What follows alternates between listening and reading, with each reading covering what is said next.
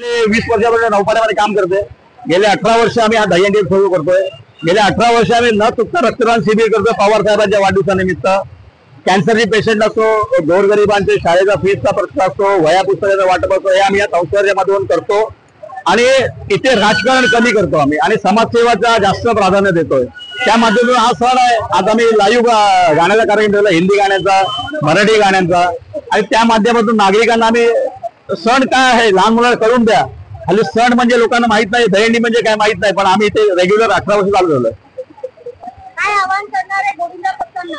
गोविंद भक्तांना माझं एकच आव्हान आहे, 20 फूट 10 फूट 10 थर वर्ल्ड रेकॉर्ड करू नका। श्रीकृष्णाने फक्त 4 आणि 5 गोविंदा बाल गोपाळ घेऊन ती हंडी फोडली होती।